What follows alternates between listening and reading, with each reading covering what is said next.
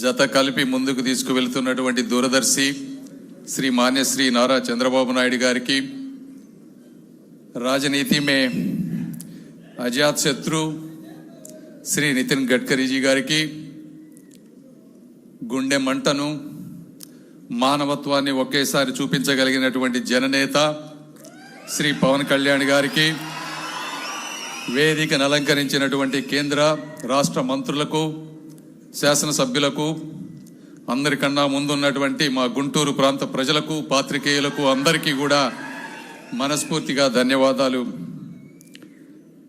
Sir Gadkariji, I wanted to thank you for 4 things. Not that these things you don't know, but I wanted to express. Number 1, for building a world-class highway infrastructure of 60,000 kilometers over the last 11 years at a speed of 30 to 40 kilometers per day. 10 years before the government, it was only 12 kilometers per hour. So I wanted to thank you, sir, for that. Number 2, I also wanted to thank you for bringing an innovative road infrastructure, whether it is white concrete or recycled plastic. Number 3, sir, for you being a role model for result-oriented, real leader than a political rhetoric that we often see among many people.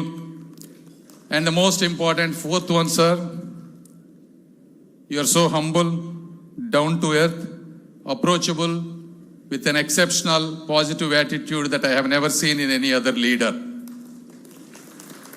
These are deeply inspiring for people like us who are coming into the politics first time.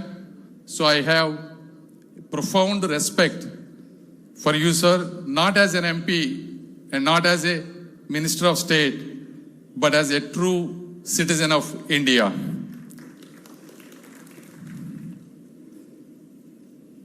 And I also selfishly wanted to thank you for providing and approving 140 meters outer ring road and a lot of the small things for AIIMS exit and other stuff, sir.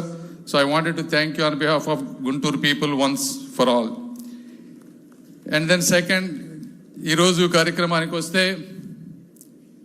Shri Nara Chandrababu Naidu గారి గురించి ఒక్కసారి మాట్లాడుకోవాలి. ఎందుకంటే దేవుడు ఒక్కొక్క నాయకులకి కొన్ని సంవత్సరాలు అవకాశం ఇస్తారు. ఆ అవకాశం ఇచ్చినప్పుడు ఏ విధంగా మనం ఆ అవకాశాన్ని ఉపయోగించుకుంటున్నాం అనేది చరిత్ర చెబుతుంది. నారా చంద్రబాబు నాయుడు గారు కంబైన్డ్ స్టేట్లో ఆంధ్రప్రదేశ్ ముఖ్యమంత్రిగా ఉన్నప్పుడు 180 కిలోమీటర్ల ఔటర్ రింగ్ రోడ్డుకి శంకుస్థాపన చేశారు. ఆ రోజుల్లో డబ్బులు లేవు అంటే వాజ్పేయి గారితోటి PPP మోడల్ని ఇంట్రడ్యూస్ చేసినటువంటి విజనరీ నాయకులు శ్రీ నారా చంద్రబాబు నాయుడు గారు.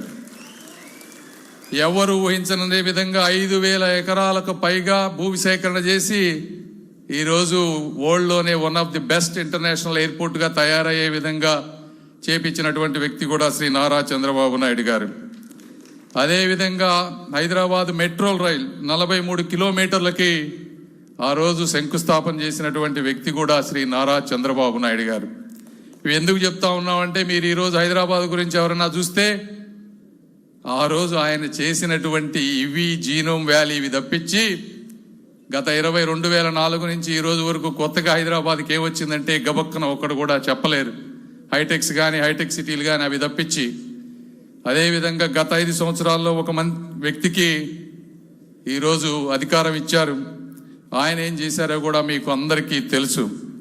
కాబట్టి అభివృద్ధికి ఆదర్శంగా ఉంటూ విధ్వంసానికి దూరంగా ఉంటూ ఆంధ్రప్రదేశ్ ప్రజలు గత 5 సంవత్సరాల్లో కోల్పోయినటువంటి ఒక మంచి సమయాన్ని మళ్ళీ ఎప్పుడు దరిదాకకుండా చేస్తారని ఆశిస్తూ వారు ఉండుంటే మా బంగారంగా ఈరోజు అమరావతి కానీ ఔటర్ రింగ్ రోడ్ కానీ అన్నీ ఎంతో అద్భుతంగా జరిగాయి. ఈ ప్రాంత ప్రజలకు ఉద్యోగాలు వచ్చాయి.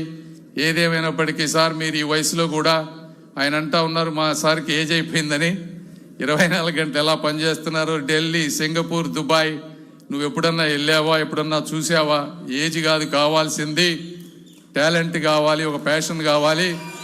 మా గుంటూరు ప్రాంత ప్రజల తరపున, ఆంధ్రప్రదేశ్ ప్రజల తరపున సార్ మీకు మనస్ఫూర్తిగా మీ ప్యాషన్కి, మీ హార్డ్ వర్క్కి ధన్యవాదాలు తెలుపుకుంటూ అందరికీ సెలవు తీసుకుంటున్నాను. Thank you.